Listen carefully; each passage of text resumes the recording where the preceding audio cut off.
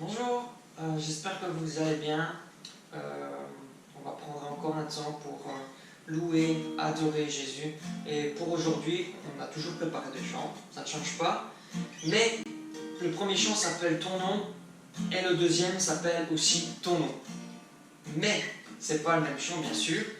Le premier chant parle de la grandeur de Dieu, de sa splendeur, que son nom nous rend fort à chaque instant,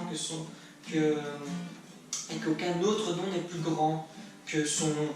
Et le deuxième chant, je trouve que c'est vraiment une déclaration, chantons ce chant comme une déclaration à Jésus. Oui, je le glorifierai, je l'exalterai, je le proclamerai sur la terre des hommes, je parlerai de toi et toujours je chanterai.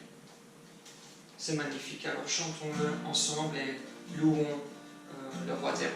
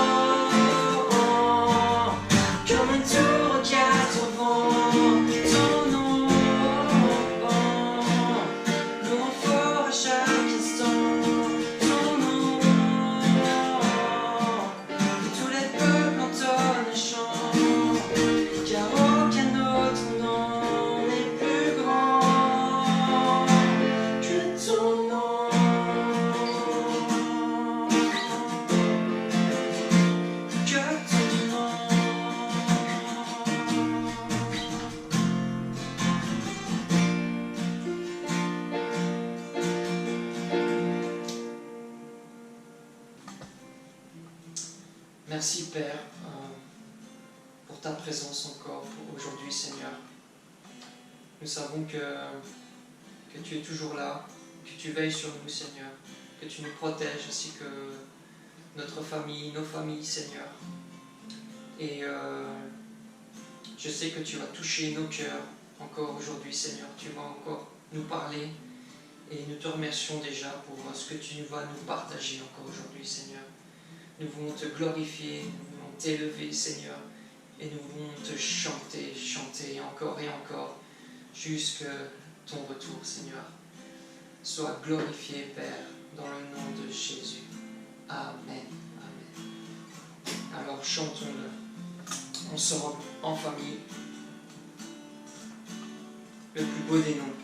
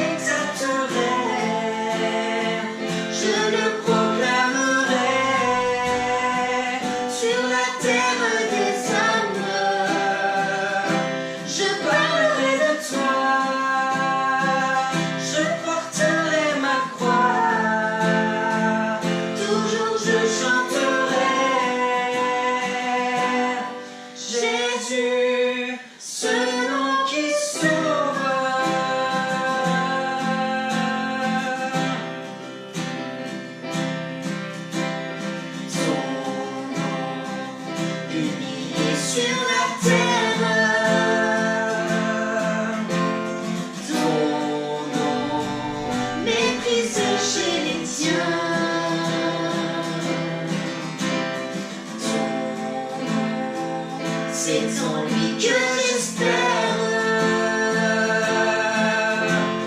Ton nom, c'est le nom des chrétiens. Je le glorifierai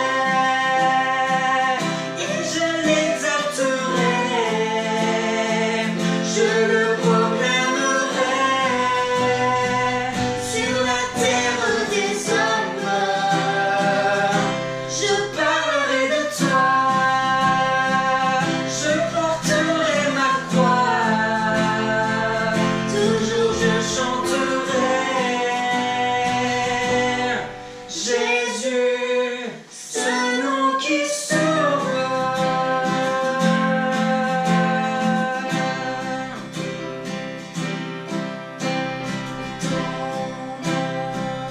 C'est la plus belle étoile. Ton nom, soleil brûlant d'amour. Ton nom a déchiré le voile. Ton nom brillera pour toujours. Je le glorifierai et je l'exalterai. Je le proclamerai sur la terre des hommes. Je parlerai de toi, je porterai ma croix, toujours je chanterai. Jésus, ce nom qui sauve.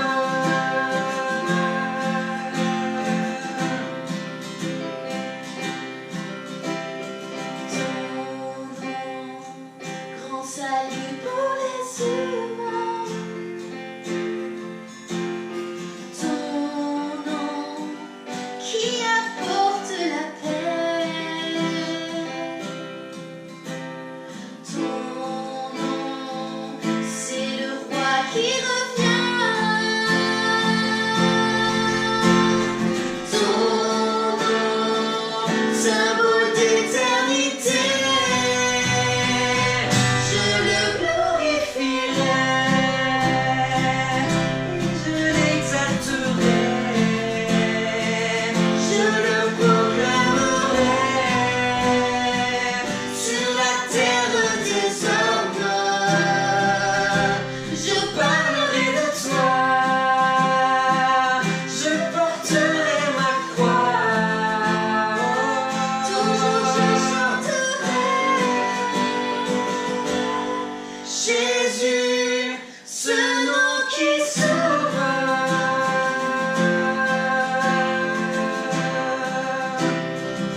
Je le glorifierai et je l'exalterai. Je le proclamerai sur la terre des hommes. Je parlerai de toi, je porterai ma croix, toujours je chanterai. Jésus, ce nom qui sauve.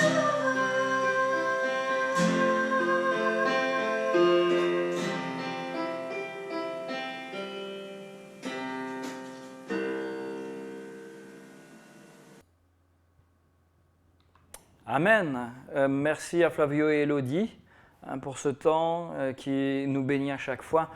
Et bonjour à tous. Alors aujourd'hui, j'ai changé un petit peu l'ordre pour changer, tout simplement. Mais l'important, c'est toujours que nous mettions Jésus au centre, que nous lui rendions sa place à chaque instant.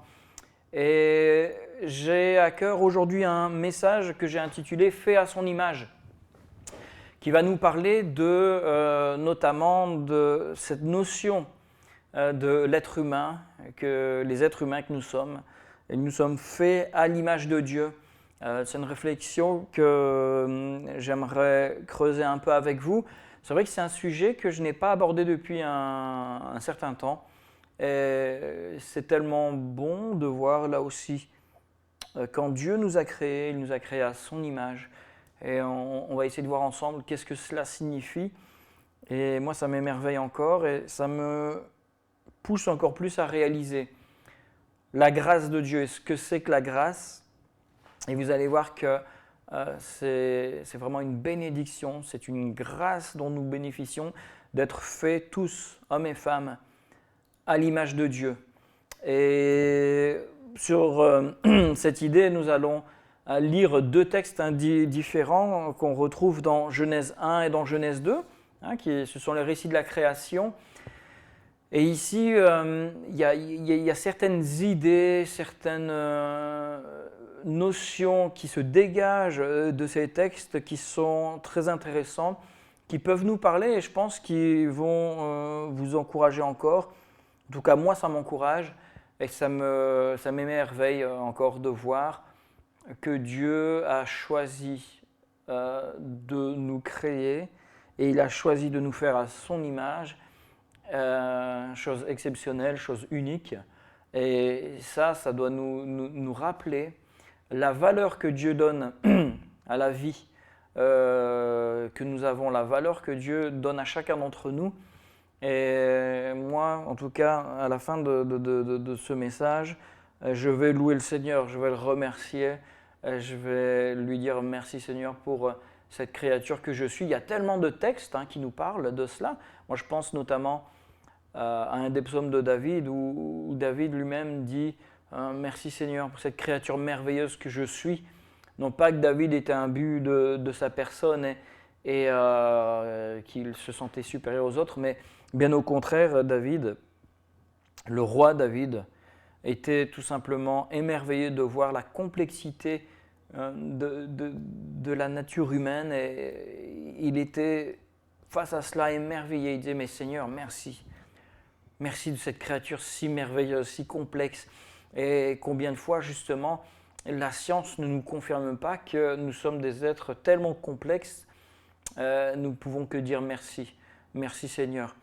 C'est très très intéressant de voir comment la médecine aussi nous parle de la grandeur de la création de Dieu.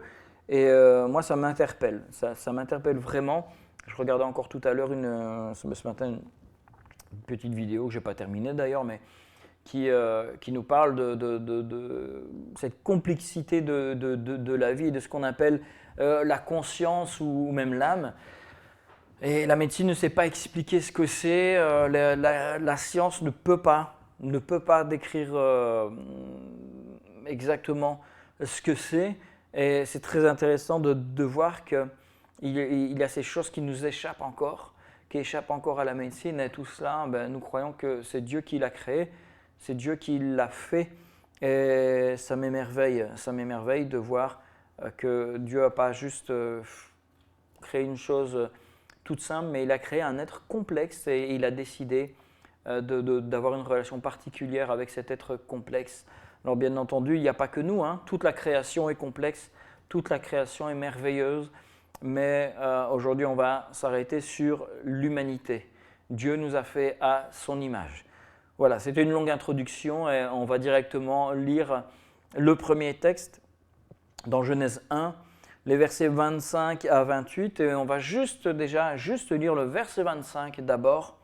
Je vais m'arrêter là et on va lire les versets suivants après. Donc Genèse 1, verset 25 et qui nous dit « Dieu fit les animaux de la terre selon leur espèce, le bétail selon son espèce, et tous les reptiles de la terre selon leur espèce.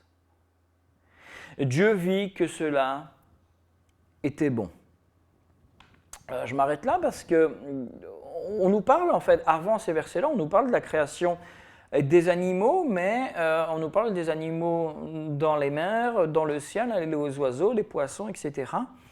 Et ici, le focus se fait sur ce qu'il y a sur la terre ferme. Ici, donc, on ne parle pas de la Terre en tant que planète, mais vraiment la Terre en tant que terrain. Et on nous dit que Dieu crée tous ces animaux-là, et tout était bon. mais un terme qui revient beaucoup et qui revient plus haut dans tout le récit de la création, c'est qu'il crée selon son espèce, selon pas sa race ici, c'est vraiment, il crée alors les plantes selon leur espèce, les poissons selon leur espèce, les reptiles selon leur espèce, et ici, tous les animaux selon son espèce. Ça nous parle de la création de Dieu qui est structurée, où tout est à sa place. Ici, il n'y a pas de question de race, de blanc, de noir, d'européens, d'africains, pas du tout. Et alors, si vous regardez bien, il n'y a jamais cette notion-là. Dans tout le processus de création de Dieu, il n'y a jamais cette notion que Dieu a créé des espèces humaines différentes. Lorsqu'il parle d'espèces différentes, il parle de chiens, de chats, de singes, d'éléphants et d'êtres humains aussi.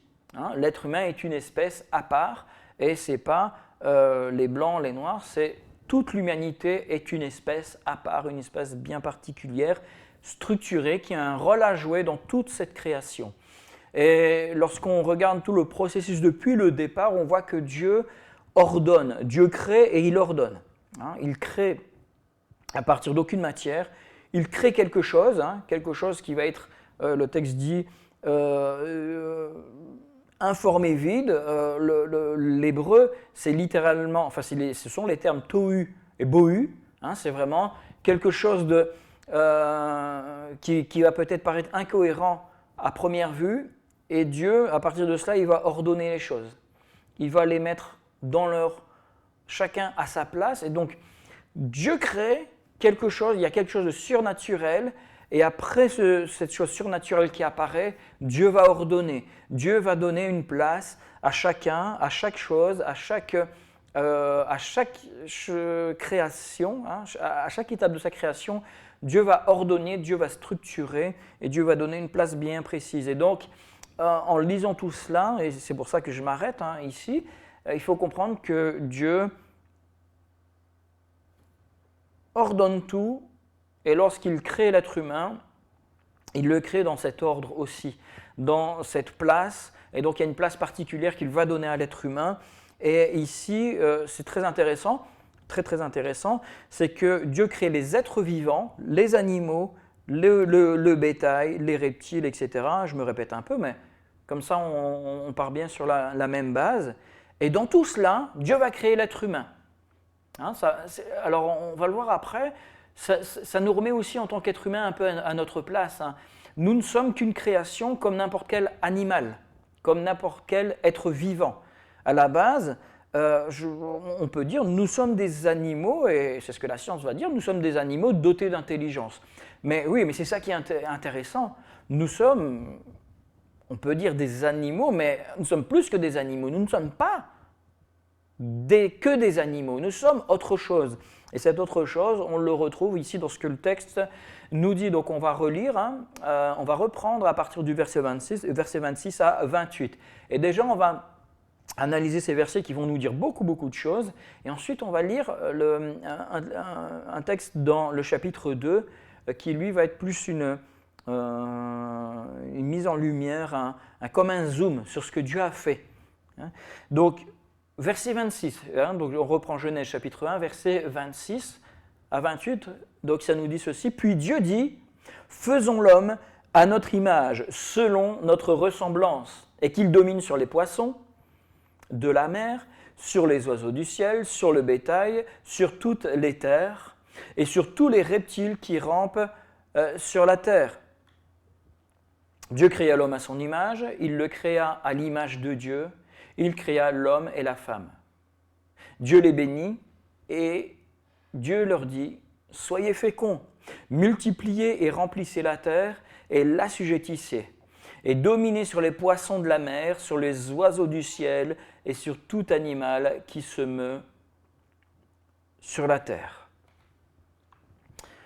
Il y a beaucoup de mots très intéressants ici, et j'aimerais en fait analyser un peu ces mots avec vous.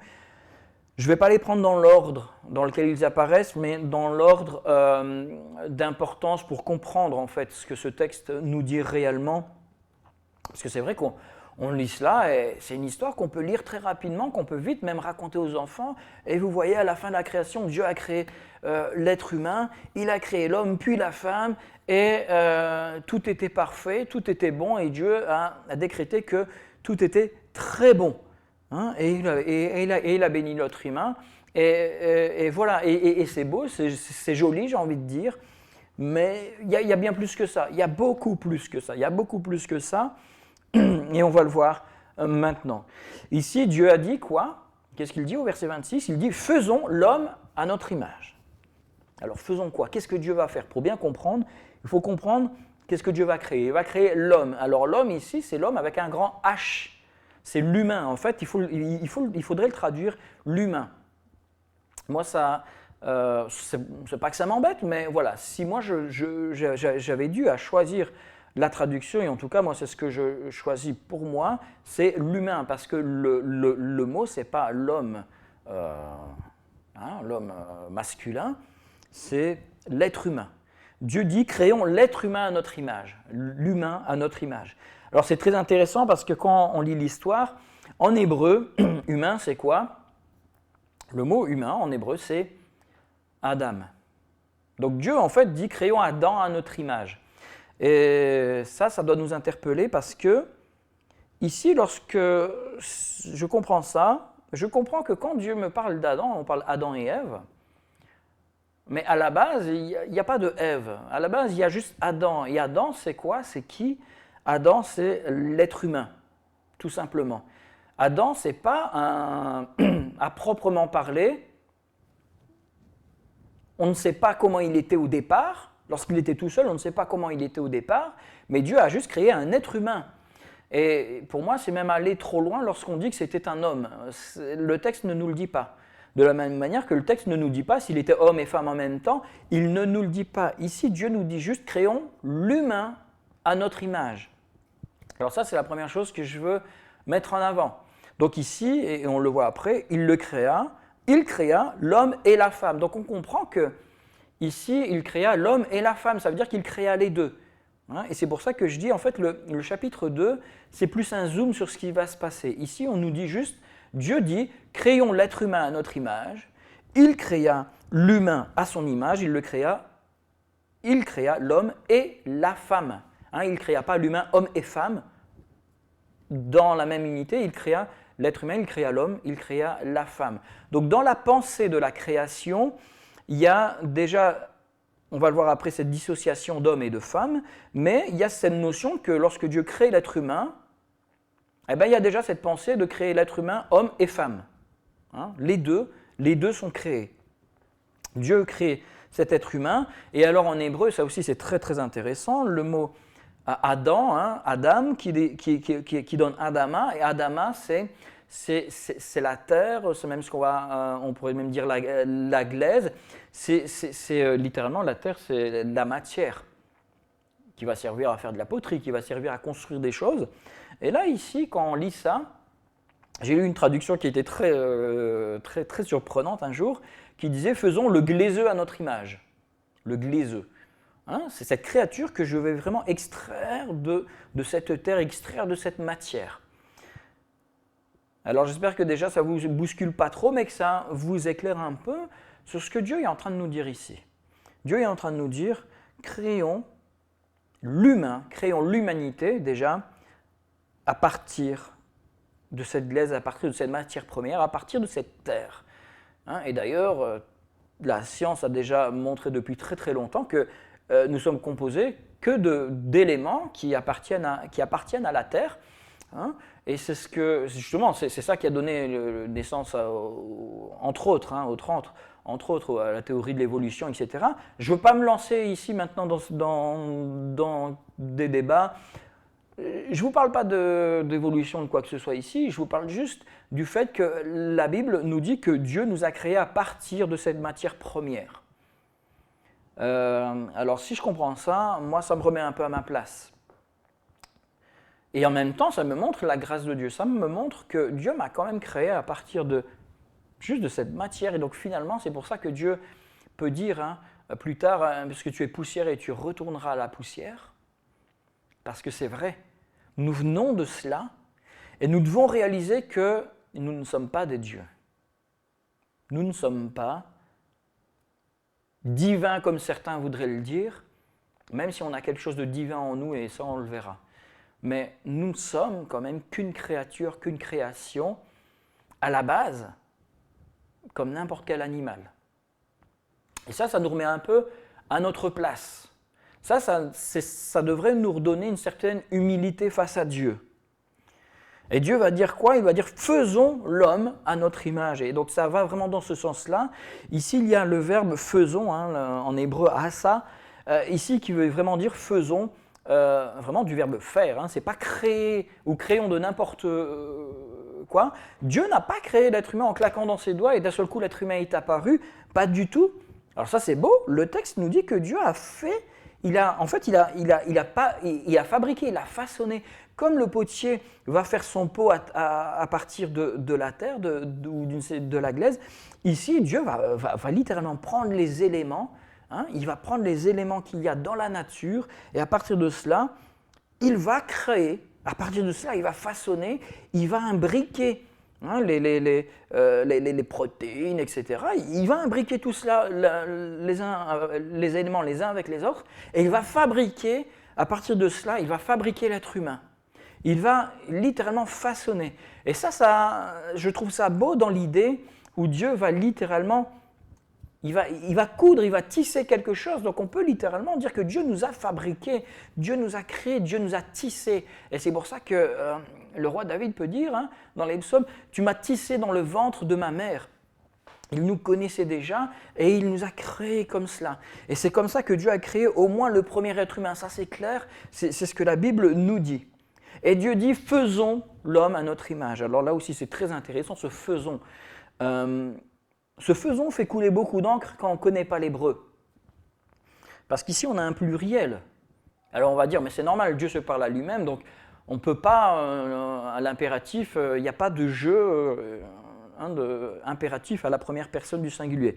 Pas en français, mais il y en a en hébreu. Il y en a, on n'appelle pas ça impératif, mais il y a cette notion qu'on va traduire en français plus par « que je fasse ». Et Dieu aurait pu dire « que je fasse ». Mais non, Dieu dit « faisons ». Faisons, mais alors faisons, alors il parle à qui? Il ne parle pas à l'être humain ici, maintenant, puisque l'être humain n'existe pas. Pas encore. Il ne parle pas aux anges, puisqu'on sait que les anges n'ont pas pris part à la création. À qui parle-t-il? C'est très intéressant parce que l'évangile de Jean nous donne déjà une partie de réponse. Au commencement était la parole, et la parole était avec Dieu, et la parole était Dieu. Et tout a été fait par elle. Tout a été fait par la parole. Et donc, ici, l'explication la plus logique de ce « faisons », c'est que Dieu parle. Et là, on est certain qu'il y a au moins le Père qui parle avec le Fils à ce moment-là.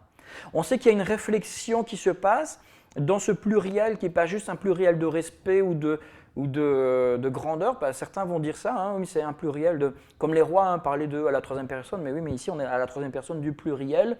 Il y a quand même pas deux, première personne du pluriel, pardon. Mais les rois parlaient souvent d'eux avant à la troisième personne du singulier. Ici c'est nous. C'est le nous, mais c'est qui ce nous? Et on peut le comprendre, ce nous, comme étant au moins Dieu le Père et le Fils, Jésus. Et on peut voir aussi le Saint-Esprit. Alors il n'est pas clairement mentionné, mais on peut le voir déjà, lorsqu'on dit que l'Esprit de Dieu se mouvait à la surface de l'abîme. On ne l'a pas lu, ça c'est au tout début du chapitre 1.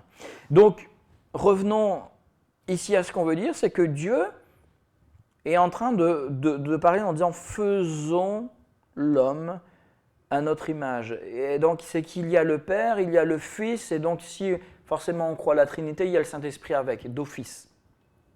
Et c'est dans cette relation que Dieu dit « faisons l'homme à notre image ». Et il y a aussi cette pensée que j'ai vue un jour qui est intéressante, que je n'ai pas le temps de développer aussi, comme si Dieu parlait à ce futur être humain aussi en disant « faisons l'humain. Ensemble, on va faire l'humain à notre image. On va créer ensemble et on voit cette relation qui est entre Dieu et Adam. Dans le texte, on voit qu'il y a une relation vraiment très proche comme si Dieu veut l'enseigner et l'amener à développer quelque chose. Et donc on peut aussi trouver cette notion où Dieu encourage ce futur être humain à faire l'homme et à faire toute l'humanité à cette image.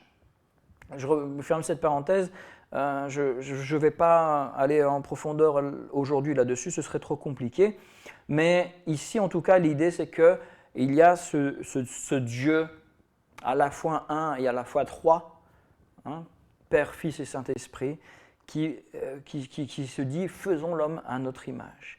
Et cette image, c'est quoi? Là aussi, le terme « image » est très intéressant. On va le faire à notre image, selon notre ressemblance.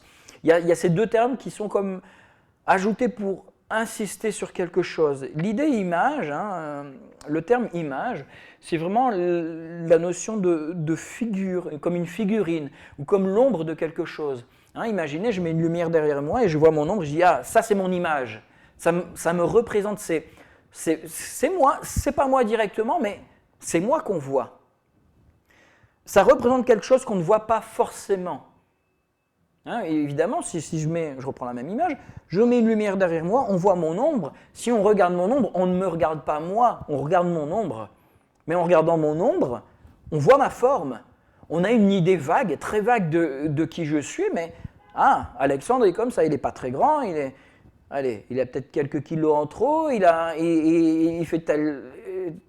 telle forme, etc. Hein, mais on ne va pas pouvoir dire exactement, comment ils sont nés. On ne saura pas le dire, sauf si je tourne mon visage. Hein.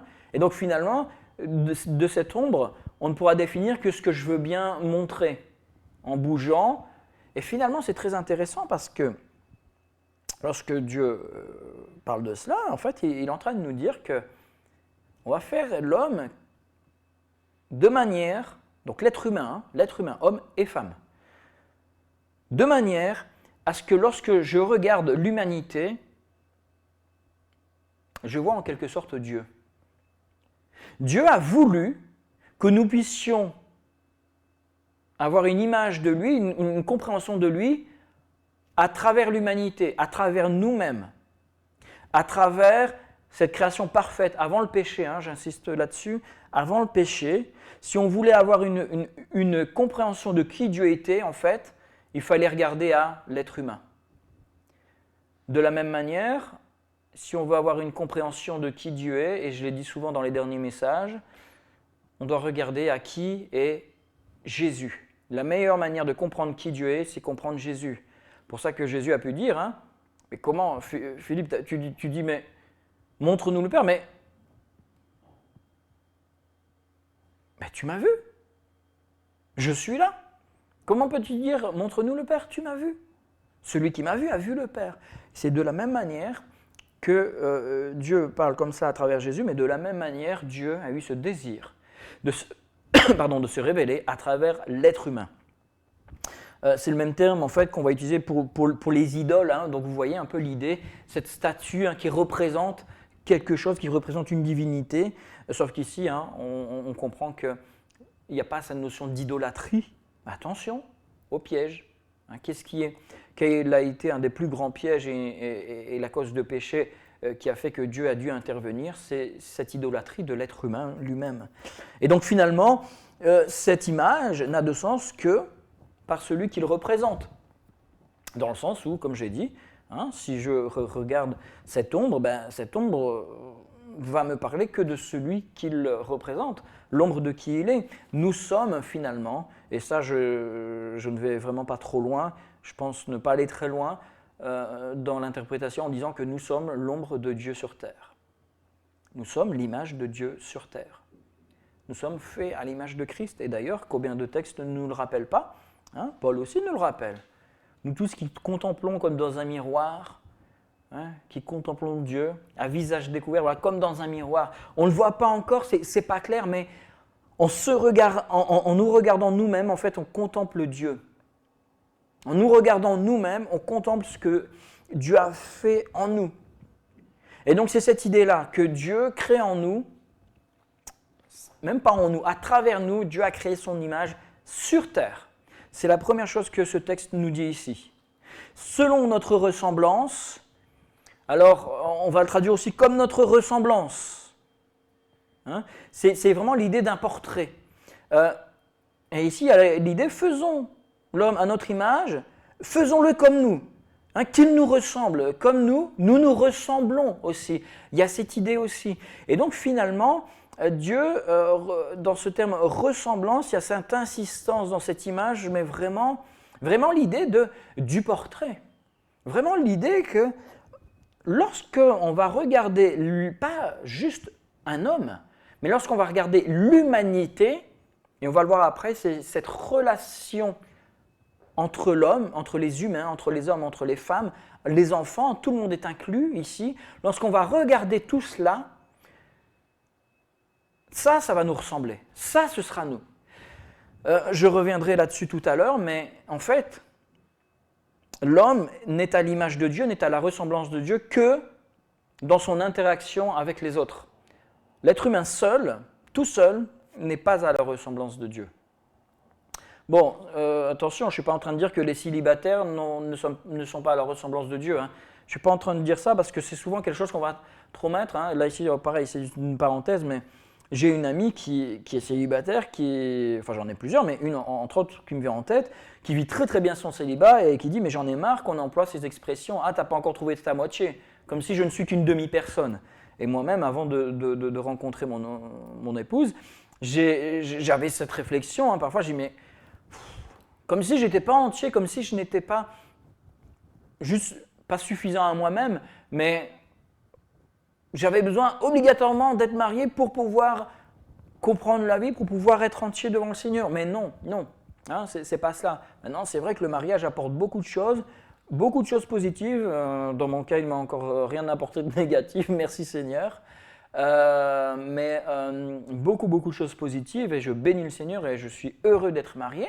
Mais je n'étais pas pour autant plus pauvre, moins humain parce que je n'étais pas marié avant. Ça, c'est faux. C'est clair que dans ma charge pastorale, c'est un plus d'être marié, mais je n'étais pas moins pasteur parce que je n'étais pas marié. Je n'étais pas moins humain parce que je n'étais pas marié. Donc attention, qu'on ne me fasse pas dire ce que je n'ai pas dit. Mais ici, c'est l'idée de la relation en général entre les êtres humains, et on va le voir aussi, c'est la relation même entre membres, entre frères et sœurs dans l'Église aussi. Hein. Et donc finalement, Dieu nous fait à son image, à sa ressemblance dans ce sens-là. Vous voyez, je prends du temps parce que si on a compris ça, alors le reste se comprend beaucoup mieux, beaucoup plus facilement et beaucoup plus vite. Hein, vous allez voir, ça va aller beaucoup plus vite pour la suite du texte. Et le verset 27 nous dit quoi ? Dieu créa l'homme à son image, il le créa à l'image de Dieu, il créa l'homme et la femme. Alors là aussi c'est très intéressant, hein, parce que ici Dieu créa. Et alors là, on a le fameux mot créer qu'on retrouve tout au début, au commencement, Dieu créa les cieux et la terre. Attendez, je mets juste une petite note ici, parce que je dois revenir là-dessus juste après, voilà. Là, ici, on retrouve quelque chose. On retrouve cette notion, et ce mot « créer », cette notion de surnaturel qui est toujours attribuée à Dieu. Hein, le mot ici « créer » qui est toujours attribué à Dieu. Et il apparaît déjà, alors c'est très intéressant, c'est bien de regarder le nombre de fois où les mots apparaissent, etc., sans tomber hein, dans des analyses farfelues, mais le mot « créer » ici, hein, au verset 27, c'est la troisième fois où il apparaît dans la création. La troisième fois, il apparaît une première fois où Dieu va créer, il va faire apparaître la matière, il crée.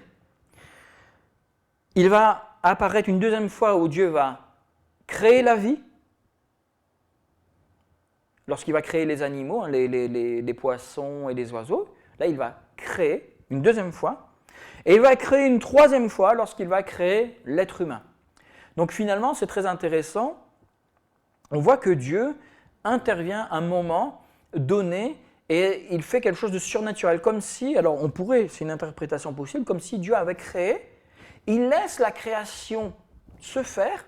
Et alors là, on peut accepter alors l'évolution dans ce sens où Dieu a laissé la nature se faire, mais à un moment donné, Dieu est intervenu parce que la nature d'elle-même ne pouvait pas créer ce qui n'existait pas.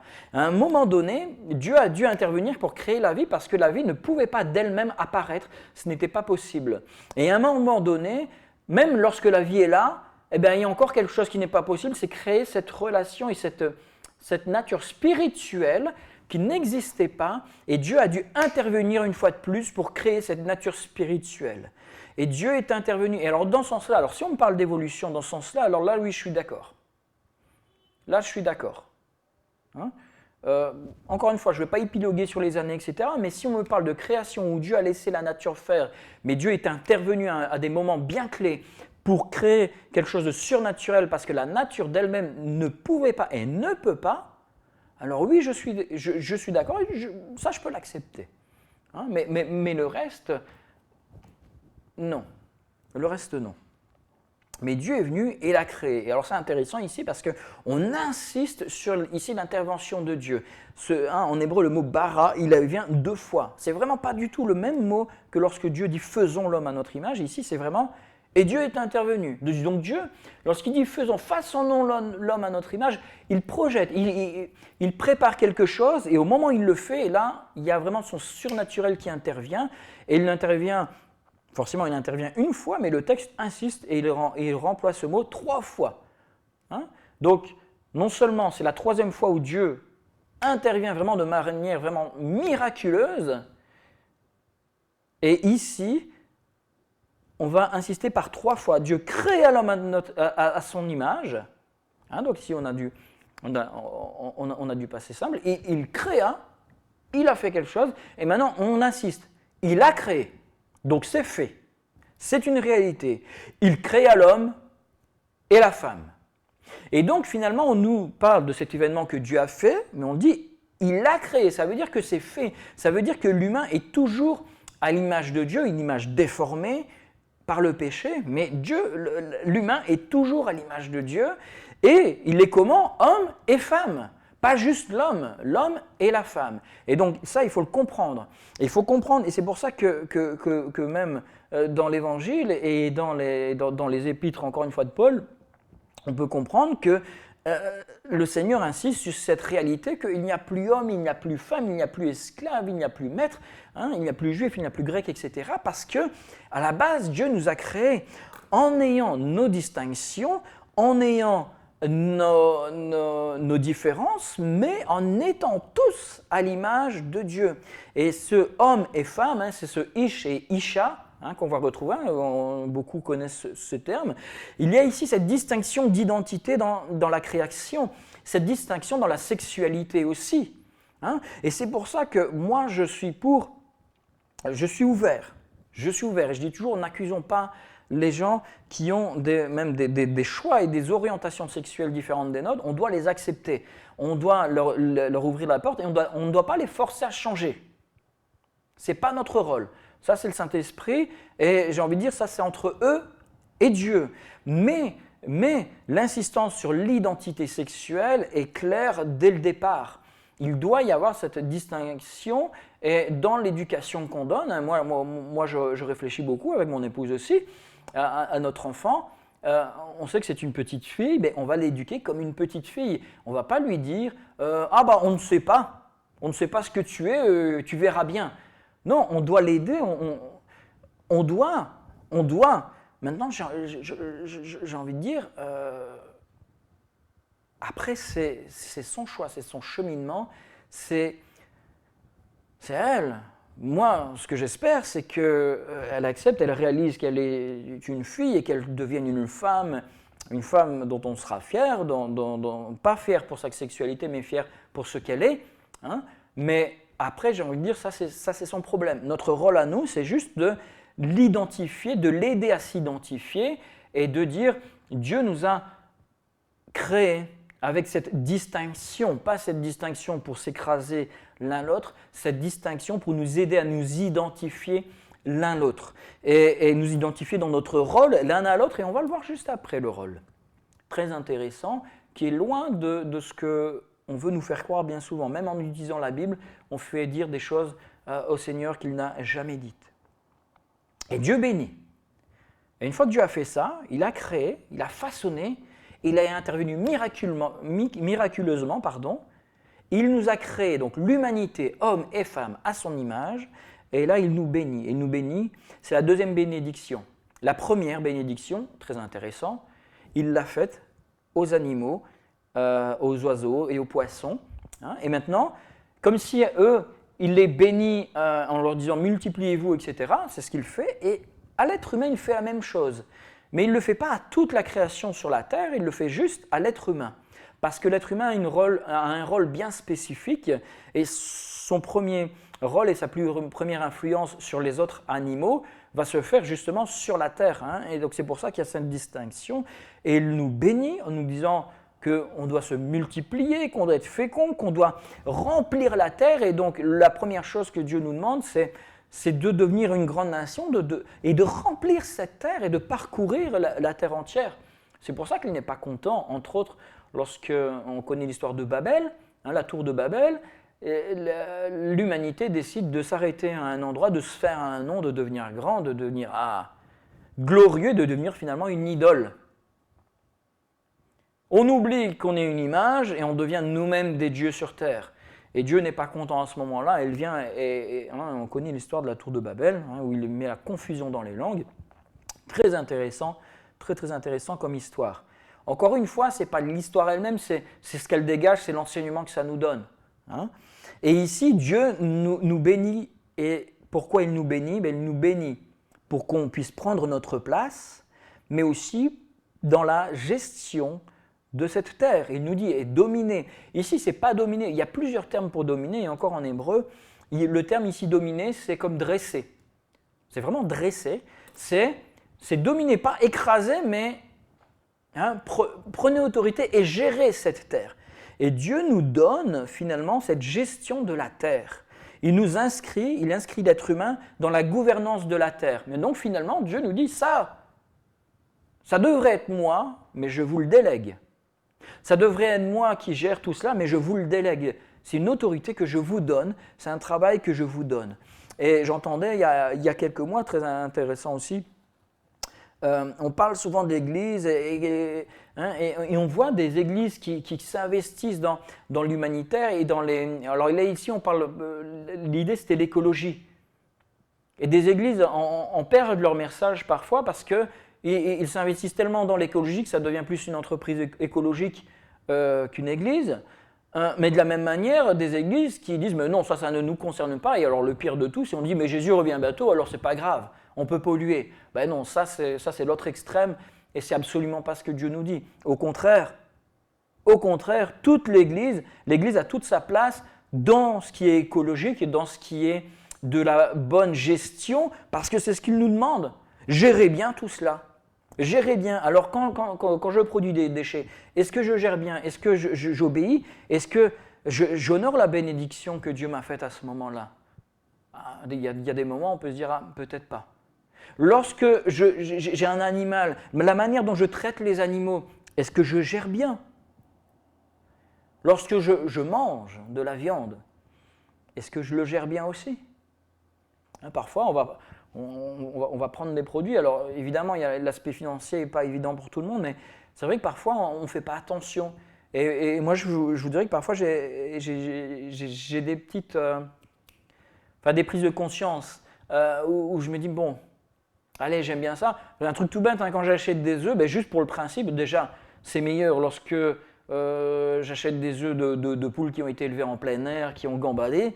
Déjà, on sent la différence de qualité, mais quand je l'achète, je me dis consciemment, j'ai meilleure conscience à acheter des œufs qui viennent d'animaux qui ont gambadé, qui ont vécu leur vie, que d'animaux qui ont connu des cages toute leur vie qui n'a pas duré longtemps d'ailleurs, et qui n'ont rien connu d'autre et qui ont peut-être été maltraités. Et donc juste dans ces choses-là, je ne suis pas en train d'avoir un message politique ou quoi ici, mais c'est une manière de faire attention à la manière dont on va gérer cette terre que Dieu nous a donnée. Et finalement, on retrouve la ressemblance de Dieu là-dedans, c'était la note que j'avais mise. Cette ressemblance que Dieu met en nous, se retrouve là-dedans aussi, c'est dans cette gestion, c'est dans tout ce qui va être commun à Dieu, c'est dans cette relation interhumaine et dans cette gestion, cette gouvernance que Dieu va nous confier sur terre. Hein, et donc de la même manière, nous qui avons Jésus-Christ en nous, on a reçu tout cela, on a reçu, le péché a sapé cela, mais Dieu nous l'a redonné à travers Jésus-Christ et on a à nouveau cette autorité spirituellement. Vous avez cette autorité, vous avez ce devoir de gestion, vous avez ce devoir de bien gérer en bon père de famille, en bonne mère de famille, les vôtres, les amis, les voisins, ça je le dis tout le temps, hein, et tout ce qui vous appartient finalement ne vous appartient pas, ça appartient à Dieu, rappelons-le nous, hein, et nous on est juste là pour bien gérer ce que Dieu nous confie. Nos enfants ne sont pas nos enfants, ça paraît froid de dire ça, mais ce sont nos enfants, mais ils ne sont pas à nous. Ce ne sont pas nos propriétés. Ce sont les propriétés de Dieu et on doit juste bien les gérer, bien les éduquer. Après, tout le reste, leur vie, c'est leur choix. Mais nous, on doit être en paix avec nous-mêmes, hein, se dire « j'ai fait ce que j'ai pu, j'ai été le meilleur parent que j'ai pu et j'ai fait de mon mieux. Seigneur, je te rends ton enfant. Hein, au ciel, j'espère qu'on pourra dire ça. Hein, j'espère que ça sera dans cet ordre-là, que j'ai jamais à le dire de mon vivant, mais vraiment que au ciel, je puis dire, Seigneur, voilà l'enfant que tu m'as confié. Voilà les enfants que tu m'as confiés. Je te les rends. Seigneur, voici les âmes que tu m'as confiées. Je te les rends. J'essaie de les éduquer de la meilleure manière possible. Je te les rends et ils sont à toi. Amen? Allez, c'est bon, j'ai encore un peu de temps. Je regarde l'heure parce que à chaque fois, je dis que je vais être plus court et je ne suis jamais plus court. mais c'est tellement bon, j'aime tellement lire et laisser la parole de Dieu me parler. Donc, j'espère que vous comprenez ici vraiment l'importance de la vie humaine, l'importance de ce que Dieu a fait lorsqu'il a créé l'humanité, lorsqu'il nous a créés chacun. Alors, on va avancer et on va lire maintenant les textes qui nous parlent à nouveau de la création de l'être humain, mais dans le chapitre 2. Et ici, c'est un peu comme un zoom sur finalement ce qui s'est passé. Hein. C'est une autre lecture, c'est la même histoire racontée différemment, avec des détails en plus, avec quelque chose de différent. Et donc, c'est bon à lire aussi parce que ça nous donne des choses qu'on n'avait pas dans le premier texte et inversement. Dans le premier texte, on a des choses qu'on n'a pas dans ce texte-ci. Alors moi, je suis heureux qu'on ait les deux textes. Et alors, on va lire ces textes. Donc, Genèse, chapitre 2, on va lire versets 7 à 9 et ensuite on va sauter du verset 15 à 25, donc vous allez voir, ça va aller assez facilement. Hein, c'est assez rapide et assez fluide maintenant. Genèse chapitre 2, verset 7, nous dit ceci, l'Éternel Dieu forma l'homme de la poussière de la terre. Il souffla dans ses narines un souffle de vie et l'homme devint un être vivant. Et puis l'Éternel Dieu planta un jardin en Éden du côté de l'Orient. Il y mit l'homme qu'il y avait formé. L'Éternel Dieu fit pousser du sol des arbres de toutes les espèces, et agréable à voir et bon à manger. Et l'arbre de la vie au milieu du jardin, et l'arbre de la connaissance du bien et du mal. Alors, ici, on a déjà, je vais déjà m'arrêter, vous voyez, on a juste quelques versets qui peuvent vraiment nous dire beaucoup de choses très très intéressantes. Ici, ça nous parle, alors l'humain, je vous rappelle, bon, vous ne pouvez pas me répondre, mais ici, Dieu forma l'homme, il forma qui? L'humain. Il forma l'être humain de la poussière. Alors ici, il y a encore une fois le mot former. Ici, c'est un autre mot, que faire, mais c'est la même idée. Dieu a façonné, Dieu a donné une forme. Donc on retrouve la même pensée que dans le premier texte avec un verbe différent, mais Dieu a fabriqué, et comment? De la poussière de la terre. Alors là aussi, c'est très intéressant, le terme poussière, c'est les éléments, c'est littéralement la poussière, mais c'est aussi ce qu'on va utiliser pour parler de mortier, avec le ciment de la terre, avec les minéraux. C'est aussi le même terme pour dire minéraux. Donc on revient exactement sur la première pensée, et encore une fois qui nous remet à notre place. Dieu nous a fabriqués avec quoi? Avec les éléments de quoi? Et de la terre, de cette glaise, de cette chose sur laquelle on marche tous les jours. Hein. Dieu nous a sortis de là. Dieu nous a créé de cela. Donc finalement, ça nous remet à notre place en disant, ouf, finalement, je ne suis qu'une création. Je suis qu'une fabrication, si je peux dire, quelque chose finalement qui en soi n'a pas beaucoup de valeur. Hein. Notre valeur, ici, si je m'arrête à ça, on a la valeur de la terre. Donc vous prenez votre mug le matin, le mug dans lequel je bois mon café, j'ai cette valeur-là. Finalement, ça ne vaut pas grand-chose. Mais toute la richesse et toute la valeur de notre être, c'est quoi? C'est que dans cette chose-là, Dieu nous fait à son image. Et on comprend que son image, ce n'est pas notre forme, c'est ce que l'on est, c'est ce qu'on dégage, c'est comment on va interagir et comment on va agir sur la terre. Et c'est là où le miracle apparaît vraiment. Hein, c'est que déjà Dieu crée, donc là ici il y a quelque chose de miraculeux, mais ensuite il va souffler dans les narines de l'homme, de l'être humain, un souffle de vie, et cet être va devenir vivant. Il souffle, c'est vraiment... Et en fait, c'est le même mot qui donne esprit.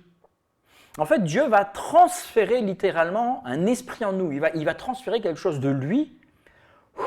Et quand l'idée qu'il va souffler lui-même, en fait, il transmet en nous quelque chose qui vient de lui, quelque chose de lui. Dieu met un peu de lui en nous, Dieu met un peu de divin. Et c'est pour ça que j'ai dit tout à l'heure, finalement, on a un peu de divin en nous. On a quelque chose qui nous différencie de tous les autres animaux. Les autres animaux, Dieu leur a donné la vie, il leur a pas soufflé la même chose que nous. Il a soufflé à l'humain. Comment? Dans ses narines. Dans son visage, hein, c'est aussi le même mot pour dire dans son visage, dans sa face. Vraiment, tiens, ce qui fait le plus l'être humain, c'est son visage. C'est ce qui lui permet de parler, de voir, d'entendre, de sentir, de manger, de goûter.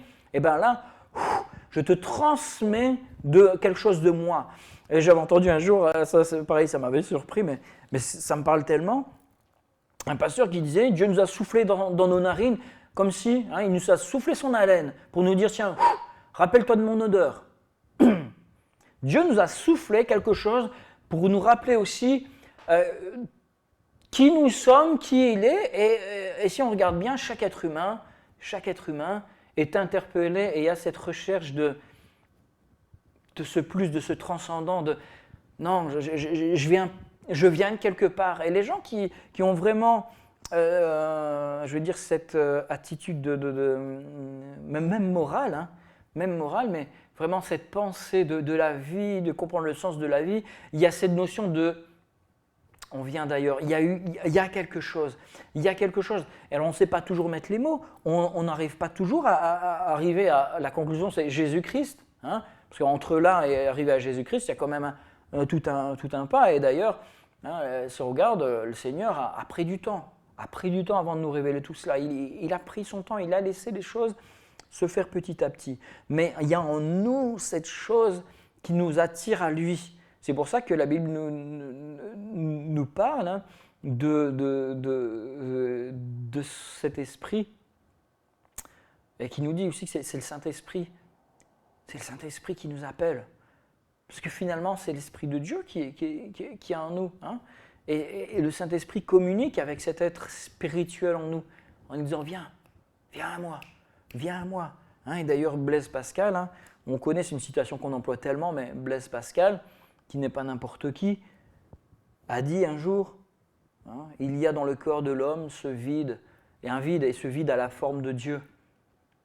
Pas dans le sens qu'il y a littéralement un vide, mais dans le cœur, dans la pensée, il y a quelque chose qui nous manque.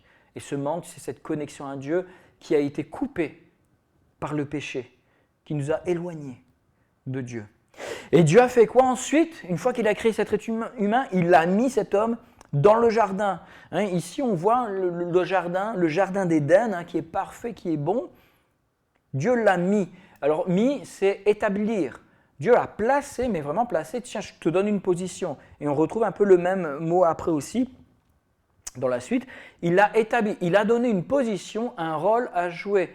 Dieu a placé l'être humain, pas juste pour dire, tiens, je le pose, mais vraiment, je lui donne une place. Il n'est pas là par hasard, il est là pour faire quelque chose. Et son rôle, c'est quoi? C'est prendre soin du jardin, c'est garder le jardin, et c'est profiter du jardin aussi. Et il lui crée tous ces arbres desquels il peut se nourrir, l'arbre de la vie qui va lui donner une vie éternelle, et aussi qui lui est au milieu du jardin, et quelque part, on ne sait pas où, l'arbre de la connaissance du bien et du mal, et je l'ai mentionné il n'y a pas si longtemps, qui devient finalement aux yeux d'Ève, et d'Adam aussi, qui devient finalement presque l'objet central. Et ah, mais il y a cet arbre-là et je ne vois plus que cet arbre que je n'ai plus le droit de toucher. Alors que c'était un arbre parmi tant d'autres. Mais il fallait que cet arbre soit là. On a envie de dire, mais pourquoi Dieu l'a mis? Il savait qu'on allait pécher, mais si Dieu ne l'avait pas mis, alors on n'aurait pas été libre de choisir le bien ou le mal. Si Dieu l'a mis, c'est pour qu'on puisse avoir le choix de ne pas en prendre. Mais malheureusement, on nous dit que l'humanité telle qu'elle est a choisi d'en prendre. Et nous, un jour ou l'autre, on a choisi, symboliquement, on a choisi tous d'en prendre un jour ou l'autre. Le jour où on a décidé de mentir, le jour où on a décidé de voler, le jour où on a décidé de faire du tort à quelqu'un, le jour où on a décidé juste de faire quelque chose en pensant à notre propre plaisir, en pensant juste à nous premièrement et pas à l'autre, eh bien on a symboliquement pris de cet arbre. Et donc finalement, cet arbre, c'est à la fois cette grâce qui nous permet de choisir, parce que le fait de pouvoir choisir, c'est une grâce aussi, et en même temps, c'est ce qui nous a permis de connaître le péché. Mais grâce à Jésus, c'est ce qui nous a permis, à travers cette expérience, de comprendre pleinement la grâce de Dieu. J'espère que je ne vous perds pas. C'est parce qu'on a péché que finalement, la grâce prend tout son sens. Donc je ne dis pas qu'il fallait qu'on pêche, loin de là, mais ce n'est pas une fatalité. Nous sommes pécheurs, oui. Mais par cela, Dieu nous permet d'expérimenter la grâce pleinement. Amen. Alors on va lire la suite du texte. Donc on comprend que Dieu nous a créés à son image, il nous a fait, il nous a établis. Et le jardin, pareil, je pourrais en parler en long et en large, mais ici c'est très intéressant, c'est que dans la pensée, surtout à Babylone, tout cela, dans cette pensée orientale, la figure de l'homme mis dans un jardin est très très forte, puisque dans cette pensée-là, dans leur mythologie à eux, l'homme, le seul homme qui avait accès au jardin, avec son palais, etc., c'était le roi qui était une figure de Dieu sur terre. Les rois étaient divinisés et ils étaient représentants de Dieu sur terre. Et vous voyez, dans le monde, il n'y a rien qui a changé, il y a tellement de choses. C'est pour ça qu'on est tellement contre le pape. Ce n'est pas qu'on est contre le pape pour le pape, mais non, le pape n'est pas le représentant de Dieu sur terre. Ce n'est pas lui, c'est nous. Nous tous, êtres humains, qui avons perdu ce droit, mais en Jésus-Christ, nous le regagnons. Ce droit de représenter Jésus-Christ sur terre. Donc c'est pas Dieu, ce n'est pas le pape, vous voyez le lapsus, ce n'est pas le pape qui est représentant de Dieu sur terre, ce sont tous les chrétiens. Tous les chrétiens, nous sommes les représentants de Dieu sur terre. Et lorsque on lit cette histoire de cet homme qui est mis, cet humain qui est mis dans un jardin pour le garder et pour profiter du fruit, quand je vous dis dans la pensée de la culture orientale de cette époque-là, cette époque, ces gens qui reçoivent ce texte, les gens comprennent, mais en fait on nous parle d'un être comme un demi-dieu qui est mis sur terre et il profite. Et en fait, il avait ce titre de gardien du jardin. Et finalement, les gens qui reçoivent ce texte comprennent que, attendez, on nous parle de nous, on nous donne ce statut-là, donc finalement, nous sommes tous des êtres à moitié divins.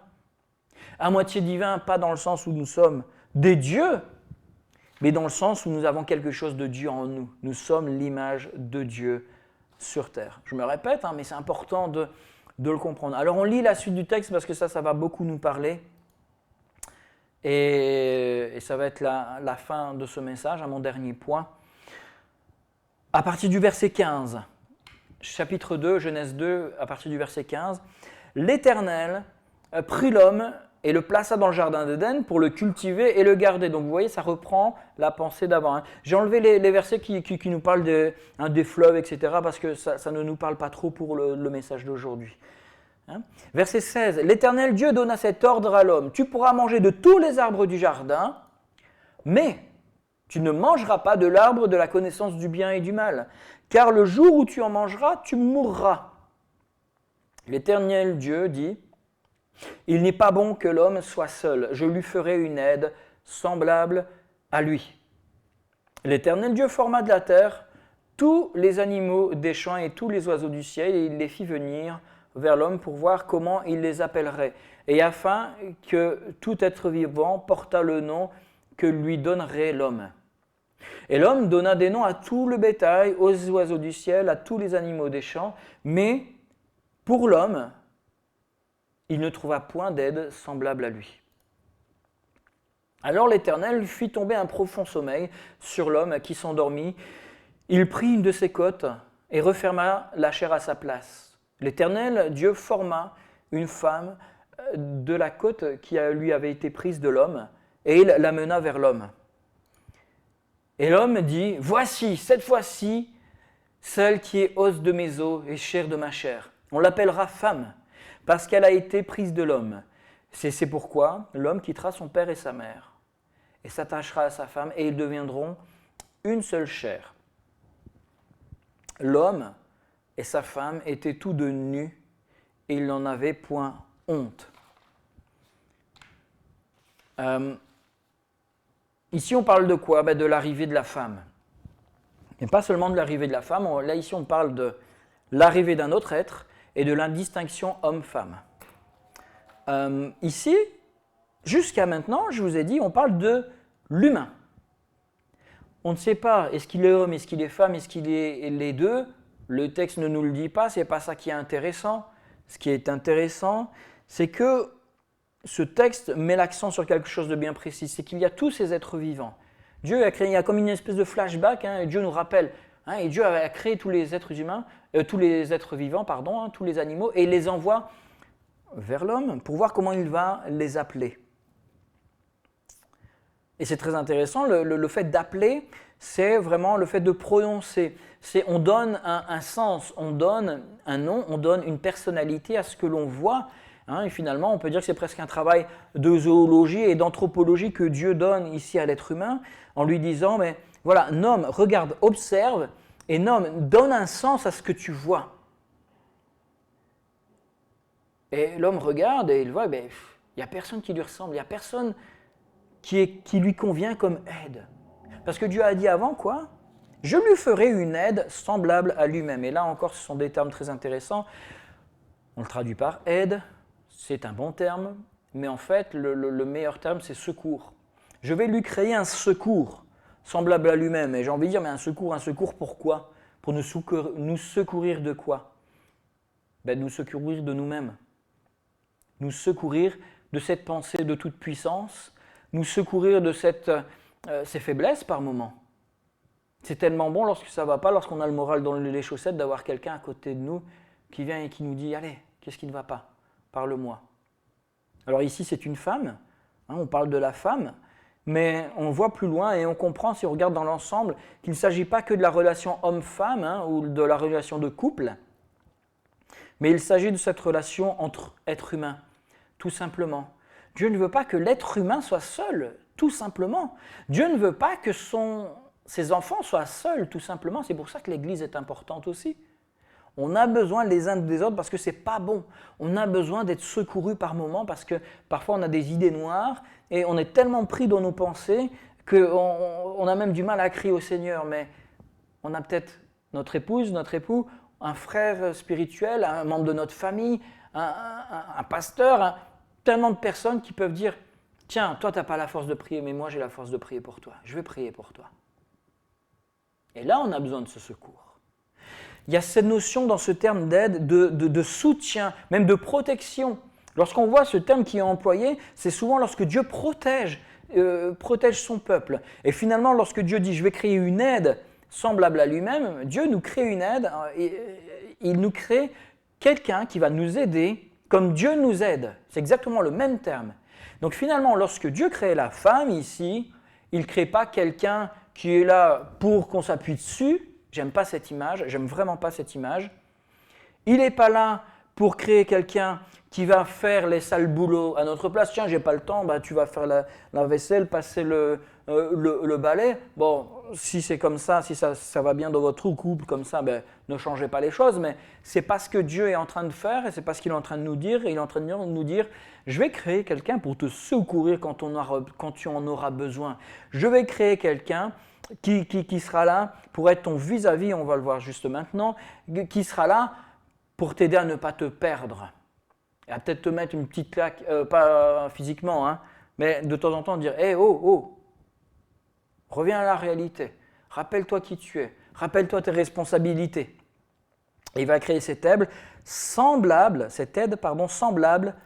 à lui-même, hein, à l'homme. Alors, c'est intéressant parce que semblable à lui-même, c'est aussi, on va dire, accordé ou assorti à lui-même, comme son vis-à-vis. Hein, une aide qui sera son face-à-face. En fait, Dieu crée un miroir.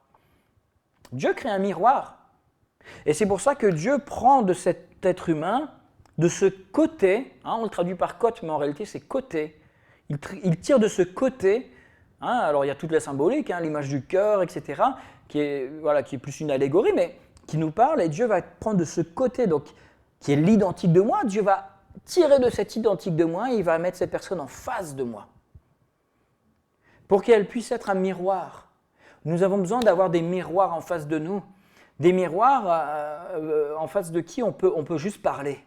On peut parfois, quand ça ne va pas, on déverse notre frustration, pas en s'acharnant sur la personne, mais en pouvant être nous-mêmes. Et quand ça ne va pas, ça ne va pas.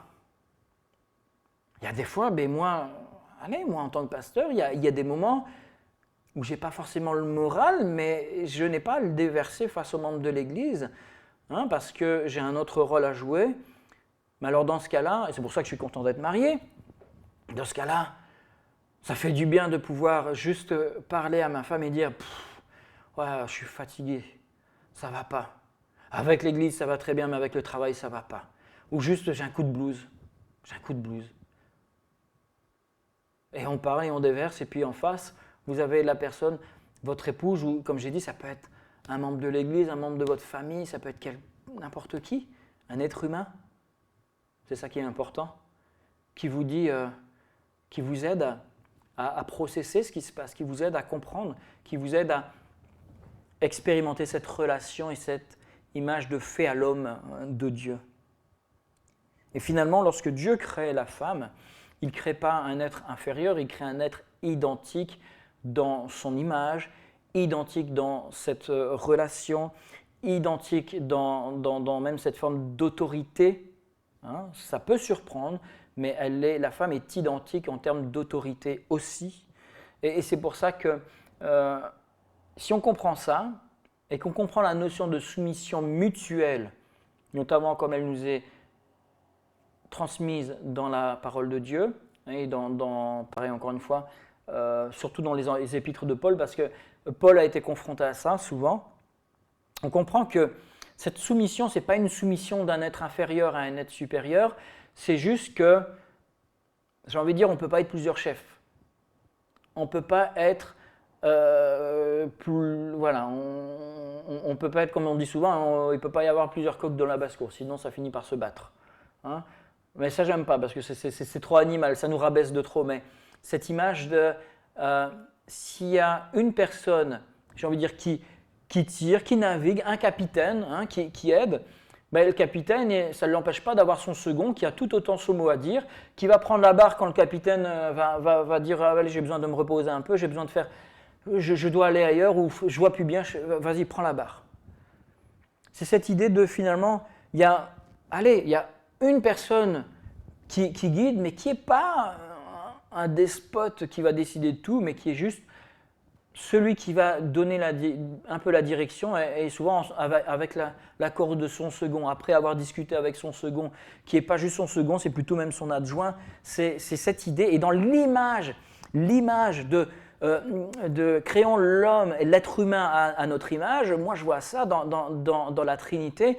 Jésus est tout autant divin que son Père, et Jésus est tout autant glorieux que son Père. Il a toute il a autant d'autorité que son père. Pourtant, il s'est soumis à son père dans son rôle, dans la fonction. À un moment, il s'est soumis à son père juste pour la fonction qui lui était attribuée à ce moment-là. Et de la même manière, dans le couple, l'homme et la femme ont toute la même autorité, toute la même dignité, toute la même puissance, on peut dire, mais voilà, ils ont toute la même valeur. Mais à certains moments, dans certains rôles, eh bien, il y a juste la barre qui est confiée normalement à l'homme pour que juste que ça fonctionne bien, mais elle aurait pu être confiée à la femme de la même manière. Et j'ai envie de dire, messieurs, vous pouvez être heureux que Jésus n'ait pas inversé les rôles parce qu'il aurait pu. Il aurait pu. Dans cette nouvelle alliance, il peut tout à fait, et la femme a tout à fait la même place que l'homme. Mais dans une question de gestion, il fallait donner la barre à quelqu'un. J'aime bien cette image. Eh bien, comme il y avait une structure qui existait déjà, voilà, elle est restée comme cela. Mais Dieu a tout bouleversé, Jésus a tout bouleversé. Et il n'y a plus d'autorité. Quand on regarde la place que Dieu donne aux femmes, que Jésus donne aux femmes, c'est impressionnant. Quand on regarde Paul qui était accompagné de femmes, même dans le ministère, dans la prédication, c'est impressionnant. Hein. Mais il y a une forme qui est restée, qui a été à nouveau tordue, hein, cette figure patriarcale, etc. Et ça, c'est une image déformée de ce que Dieu a fait. Mais Dieu a créé la femme identique dans son rôle, dans sa dignité à l'homme. J'insiste là-dessus. Et il crée, et on aurait pu parler des enfants, on aurait pu parler de n'importe quel être humain, il nous a tous créés identiques dans cette dignité. Et le verset 22 nous rappelle que Dieu forma la femme.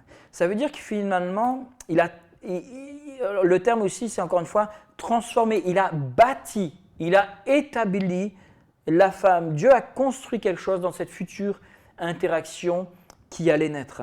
Et c'est très intéressant parce que c'est seulement à partir de ce moment-là où Adam va dire « Ah, on va l'appeler femme, on va l'appeler Isha parce qu'elle a été prise de Ish », tout simplement. Mais à la base, il n'y a pas de distinction. On ne parle pas d'homme ou de femme, on parle juste de l'humain, l'être humain. Et l'homme, c'est pour ça qu'on va retrouver cette phrase, hein, l'homme et la femme étaient tous deux nus. Ils n'en avaient point honte. Ça veut dire que l'un et l'autre se regardaient tels qu'ils étaient. Ils n'avaient pas honte. Il n'y avait pas de distinction, ah, tu es comme ça, je suis comme ça. C'est le péché qui a amené ça. C'est le péché qui a amené cette honte, c'est cette idée que la femme était plus faible, que l'homme allait dominer. C'est le péché qui a amené ça.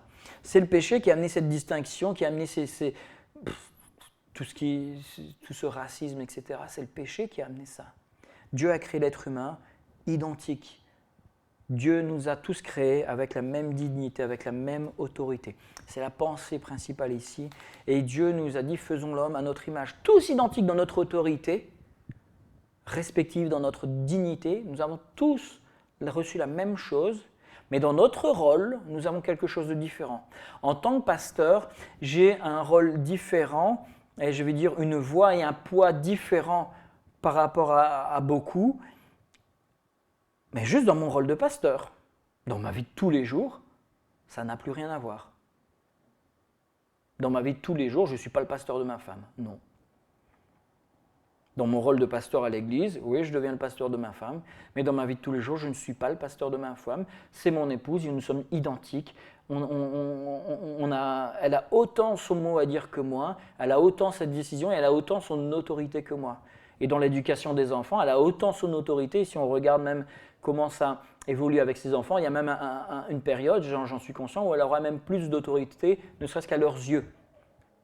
Elle en aura plus, et moi je serai là et moi je la suivrai. Et après, ce sera mon rôle à moi comme de prendre le relais. Et là, c'est papa qui donne plus, hein, qui met un peu plus de limites, qui va instaurer un peu plus de lois. Mais c'est comme ça, nous sommes égaux, chacun avec des rôles différents. Hommes, femmes, enfants, français, belges, italiens, et vous mettez toutes les nationalités que vous voulez, hein, de tous les continents. Nous sommes tous égaux devant Dieu, tous à l'image de Dieu. Et à l'image de Dieu, c'est dans cette responsabilité qu'il nous a donnée, c'est dans cette nature. Et donc finalement, en conclusion, je m'arrête là, l'être humain est le représentant de Dieu sur terre. Ça, il faut le comprendre. Nous sommes les représentants de Dieu sur terre, même si le péché a complètement tordu cela, tordu cette figure, nous la retrouvons en Jésus-Christ. Cette représentation de Dieu sur terre ne se fait que dans le partage et dans la diversité. Ce n'est pas en restant seul et ce n'est pas en restant juste avec les gens comme moi que je suis cette image de Dieu sur terre.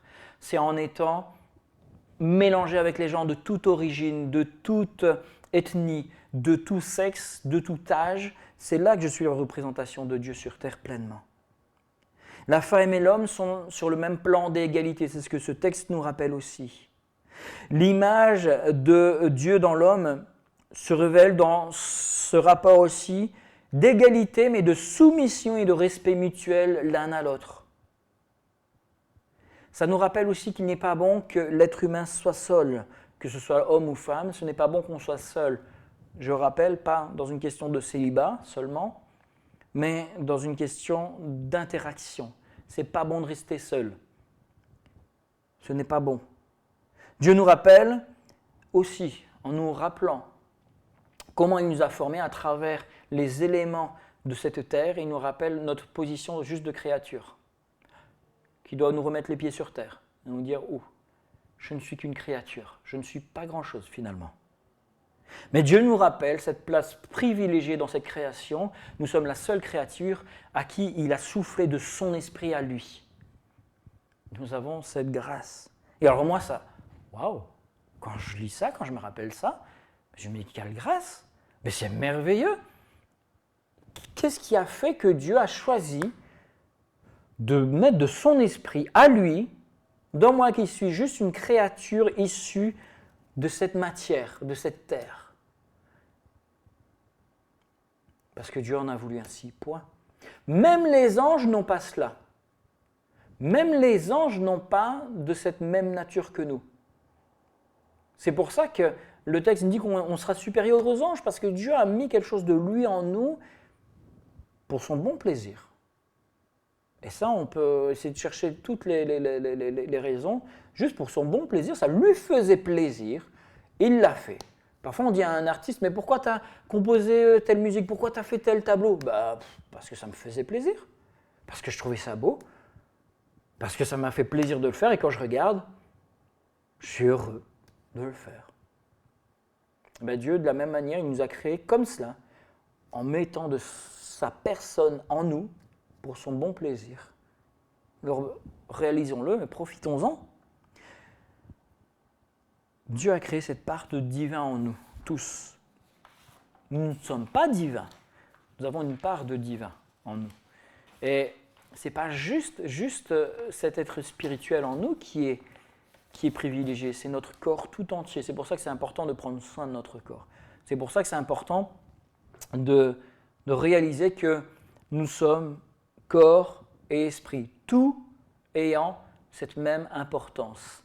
Vraiment, c'est vraiment important. Il y a eu un temps où il y a eu des vagues comme ça au sein de l'Église où la notion du corps et tout ce qui se rapportait au côté charnel était dénigré, était vu comme héritier du péché. Ce n'est pas du tout le désir de Dieu. Au contraire, il nous a créés corps, esprit. Et ça, c'est la création qu'il avait prévue comme étant parfaite au départ. Donc nous devons respecter notre corps aussi. Respectons-nous les uns les autres, soumettons-nous les uns aux autres dans chacun notre rôle que l'on a.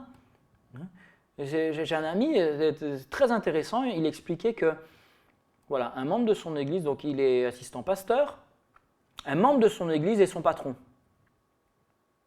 Et un jour, il expliquait dans une discussion, il était là, mais alors son patron le parle, et à un moment, il était là, et ils étaient amis en plus. Donc vous voyez, donc il y a comme 3 relations. Et ils étaient là en tant qu'amis et ils discutaient et ils parlaient du travail. Donc c'est vrai qu'il a cette relation patron-employé. Et à un moment, il dit au travail, tu es mon chef, mais maintenant, je te parle c'est moi ton chef maintenant. En tant que pasteur, voilà ce que je te dis. Alors, ce n'est pas dans la notion d'autorité, autoritarisme qu'il disait ça, mais c'est dans la notion de comme père spirituel. En tant que père spirituel, maintenant, je prends cette position-là. Et ce n'est pas en tant qu'ami, ce n'est pas en tant qu'employé, mais maintenant, c'est en tant que père spirituel que je te dis ça. Hein? Et si on comprend qui nous sommes en Jésus, si nous comprenons cette notion d'autosoumission et de respect et de part de divinité en nous, alors c'est facile à vivre, c'est facile à appliquer, c'est facile à intégrer, c'est facile à respecter. Amen. Voilà, j'étais plus long que d'habitude, mais je pense que c'est important, c'est un sujet qui me parle, hein, qui m'interpelle beaucoup. J'espère que ça vous éclaire. Et si vous avez encore des questions, des remarques, n'hésitez pas, envoyez toujours un petit message, ce serait avec plaisir que j'y répondrai et que je donnerai même des éclaircissements pour plus tard. Voilà.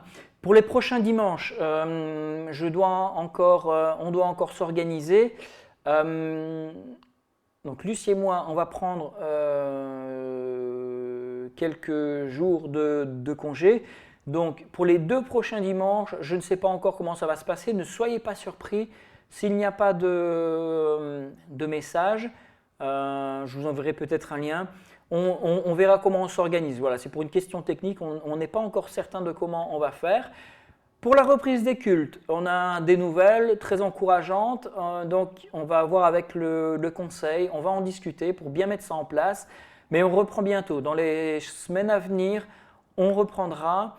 Voilà, je ne veux pas vous donner de date, voilà, par respect, pour au moins parler avec le conseil et être qu'on soit tous d'accord sur la même longueur d'onde. Mais voilà, je vous dis, dans les semaines à venir, on va reprendre. Donc voilà, c'est une question de patience encore un petit peu. Mais voilà, les nouvelles normes nous permettront de reprendre beaucoup plus facilement. C'est une très très bonne nouvelle. Merci Seigneur, continuons à prier les uns pour les autres. Prions pour cette maladie, pour le Covid, que le Seigneur éradique cette maladie, que le Seigneur nous permette encore d'être présents et d'être juste à notre place et qu'on puisse vraiment faire ce qu'il faut, que le Seigneur se serve de nous. Et on va clôturer avec ce chant qui nous dit gloire, gloire, gloire à Dieu. Et on va prier et repensons à ce message qui nous rappelle cette place que Dieu nous donne, qui nous sommes, cette création merveilleuse que nous sommes. Remercions le Seigneur et donnons-lui toute la gloire. Merci Seigneur pour ta parole, merci pour les encouragements que tu nous donnes, que tu nous fais. Nous sommes émerveillés de tout ce que tu es, de tout ce que nous sommes en toi. Et je te prie de nous aider à réaliser encore que nous sommes des créatures merveilleuses, faites à ton image. Nous avons tant de choses encore à découvrir sur toi. Aide-nous à comprendre, aide-nous à réaliser, aide-nous à être vraiment des enfants attentifs, fidèles, qui obéissent à ta parole et qui avancent pas à pas, jour après jour. Je te prie de bénir chacun, je te prie de nous encourager, de nous fortifier, de donner à chaque personne cette place que tu lui donnes et que nous puissions nous bénir mutuellement. Dans le nom de Jésus-Christ, gloire à toi Jésus et sois élevé au siècle des siècles. Amen. Je vous dis à bientôt, bonne semaine à tous et soyez vraiment bénis.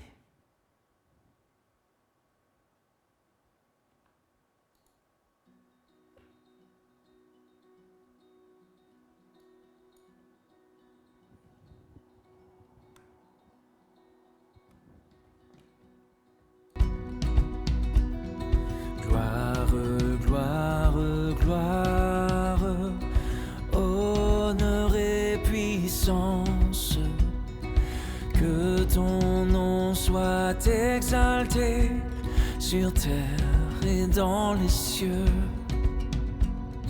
Gloire, gloire, gloire, force, obéissance pour ton amour, pour tes dons merveilleux.